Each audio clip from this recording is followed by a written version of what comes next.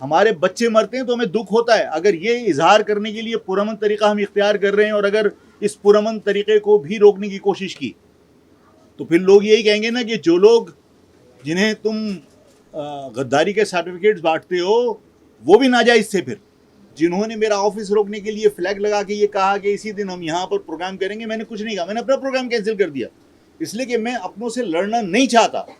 لیکن اس شہر کے لوگوں نے تو دیکھا نا کہ کون ایجنسیوں کے کہنے پہ اس تحریک کو روکنے کی کوشش کر رہا ہے. عوام دیکھ رہے ہیں, عوام فیصلہ کر لیں گے. میں نے تو کہنا بند کر دیا کسی کو.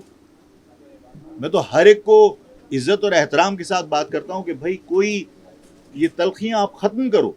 12 تاریخ کو پلاٹ بانٹے, کوئی 12 تاریخ کو عید ملن پارٹی رکھ لے, کوئی 12 تاریخ کو روڈ کے اوپر اپنا ولیمہ رکھ لے, ہم راستے تبدیل کر لیں گے, لڑیں گے نہیں.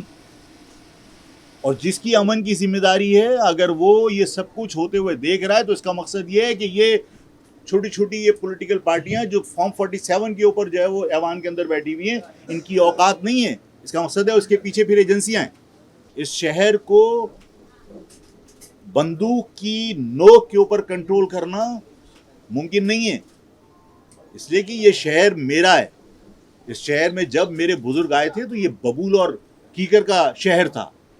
میرے لوگوں نے, میرے بزرگوں نے اس کو اپنے خون سے سینچا ہے. وہ اپنے ہنر سے اس شہر کو جو ہے وہ صنعتوں کا شہر بنایا ہے. ہم اس قوم کی اولاد ہیں جن کے یہاں غلام پیدا ہی نہیں ہوتا. ہمارے یہاں فاروقی اگر ہوگا تو وہ بھی خلیفہ کی نسل سے, حاکم کی نسل سے. اگر کوئی عثمانی ہے تو حضرت عثمان کی نسل سے. اگر کوئی سید ہے تو حضرت علی کی نسل سے. اگر کوئی فاروقی ہے تو حضرت عمر کی نسل سے. کون غلام تھا؟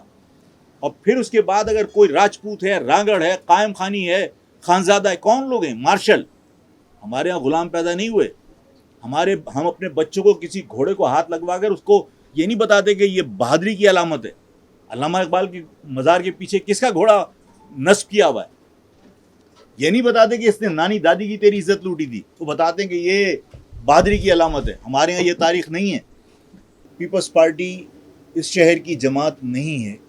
اس شہر میں ان کا حلقہ انتخاب نہیں ہے, اور یہی وجہ ہے کہ اس شہر میں ان کی دلچسپی نہیں ہے علاوہ اس کے کہ وہ یہاں سے پیسہ بٹوریں, پیسہ سمیٹیں. نہ یہاں تاجر محفوظ ہے ان کے سسٹم سے. انہوں نے سسٹم کے ذریعے پورا شہر ٹھیکے پہ دیا ہوا ہے.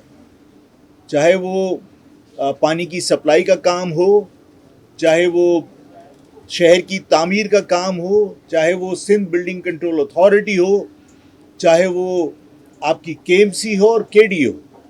تمام اداروں میں انہوں نے سسٹم کے نام پر اپنے لوگ بٹھائے ہوئے ہیں جو باقاعدہ ٹھیکے پر دے کر ان سے پیسے وصول کیے جاتے ہیں, اور اس سے زیادہ کی بٹ اگر کوئی دے تو سسٹم کے لوگ تبدیل ہو جاتے ہیں. تو یہ شہر صرف پیسہ بنانے کی وجہ سے تباہ ہو رہا ہے.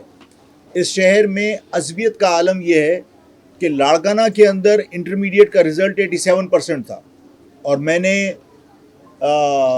یہ کہا ناراضگی کا اظہار کر کے کہ کمپیوٹر کا سی یا کمپیوٹر کا کے, اس سے لاڑکانہ کا چاہے طالب علم واقف نہ ہو, یعنی اس کی تعلیمی استعداد اتنی ہے کہ یہاں پر جو اساتذہ آ کے مظاہرے کر رہے ہوتے ہیں انہیں اسکول کی اسپیلنگ نہیں پتہ ہوتی, اور وہ یہاں پر مظاہرے کر رہے ہوتے ہیں کہ تنخواہ ہمیں دیر سے ملی اور ہمیں بونس نہیں ملا اور ہمیں یہ نہ ہوا.